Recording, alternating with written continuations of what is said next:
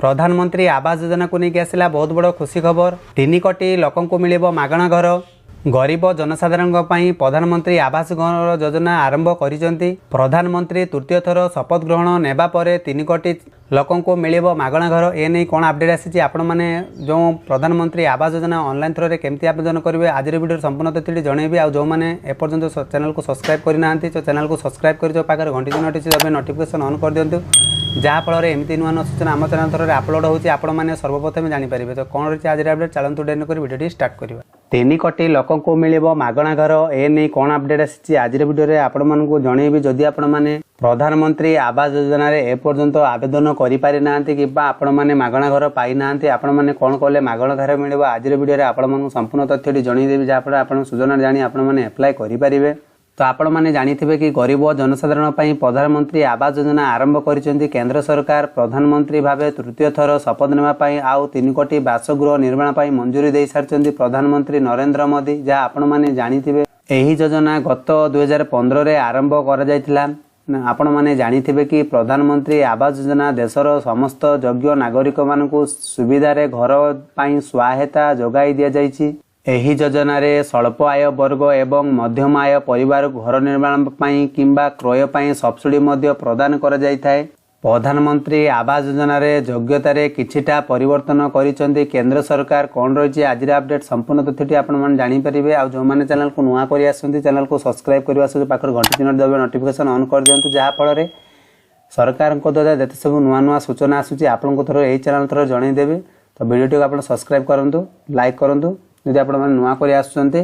प्रधानमंत्री आवास योजना रे गत 10 वर्ष मध्य गरीब हिताधिकारी 4.21 कोटी बासगृह निर्माण करा जाइछि। एबे ग्रामांचल और सहरांचल रे थिबा हिताधिकारी मानक पई आउ 3 कोटी घर तैयारी पई मंजूरी मध्य मिल जाइछि। आपण माने जानिथिबे कि प्रधानमंत्री आवास योजना अधीन रे सरकार सब्सिडी राशि मध्य सीधा सड़क हिताधिकारी बैंक अकाउंट रे जमा करुचंती। प्रधानमंत्री आवास योजना रे उभय सहर एवं ग्रामीण जनसाधारण मानक सामिल कर जाइछि। प्रधानमंत्री आवास योजना अधीन रे भारत सरकार बस्ती रे घर निर्माण पई प्रति घर पई 1 लाख टंका सब्सिडी मध्य प्रदान करुचंती। एही योजना रे गृह निर्माण पई ऋण मध्य नै पारिबे। एथिरे मात्र 6.5% पर्यंत सुध सब्सिडी मध्य मिली पारिबो। जदि आपण माने सब्सिडी नबा पई चाहुचंती ता आपण माने पाई पारिबे। एहारी माध्यम रे एथिरे जो मानकर नाम रे पूर्वरु कौनसी घर नथिबो हिताधिकारी माने एही योजना शामिल होई पारिबे। एही योजना महिला मानक अधिक प्राथमिकता पाइबे।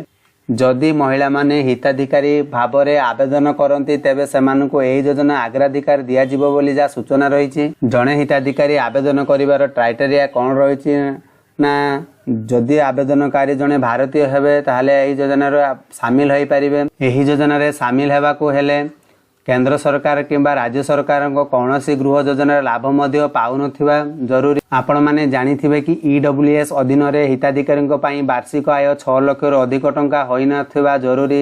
समान एलआईजी अधीन रे हिताधिकारी पई वार्षिक आय 6 लाख रु 12 लाख मध्य रहिबा उचित। एमआईजी बा 1 हिताधिकारी पई वार्षिक आय 12 लाख रु 18 लाख मध्य रहिबा उचित। एही परी एमआईजी 11 पई हिताधिकारी वार्षिक आय होउची 18 लाख रु अधिक न होबा जरूरी। तो आपण माने जानि पारथिबे आपण मानकर योग्यता आपण मानकर कोन आवेदन थिले आपण माने आवेदन करि परिबे ना। प्रधानमंत्री आवास योजना अधीन रे आपण माने जानिथिबे कि एही योजना रे शामिल हेबाकू हेले केतेक दस्तावेज जरूरी।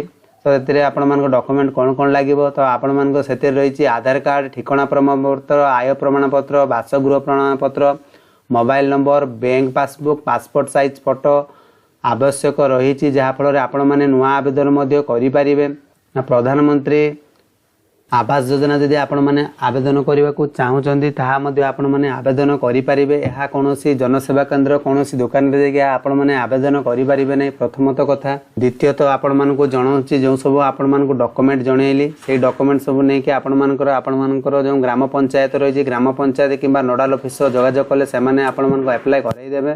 जदि आपण माने मागणा घर पाइबाकू चाहूँगी कौनसी जनसेवा केंद्र जाकि आपण माने अप्लाई करि पारिबे नै। तो आपण माने आपण मानकर जो निकटस्थ ग्राम पंचायत रही तो सेठाकू गले नोडाल ऑफिसर जो माने थिबे ସେମାନଙ୍କୁ ଆପଣଙ୍କ ଦସ୍ତାବିଜ ଦେଖେଇଲେ ସେମାନଙ୍କ ଦ୍ୱାରା ହିଁ ଆପଣମାନେ ଆବେଦନ କରିପାରିବେ। ଆଉ ଯଦି କିଛି ଆପଣମାନଙ୍କ ଡାଉଟ୍ ରହିଯାଉଛି ତ କମେଣ୍ଟ ବକ୍ସରେ କମେଣ୍ଟ ଲେଖି ଜଣାନ୍ତୁ, ଆପଣମାନଙ୍କୁ ସମ୍ପୂର୍ଣ୍ଣ ସାହାଯ୍ୟ କରିବି। ଏ ଥିଲା ଆଜିର ଅପଡେଟ୍। ତ ସେତିକି ପର୍ଯ୍ୟନ୍ତ ରହୁଛି। Bye bye, take care.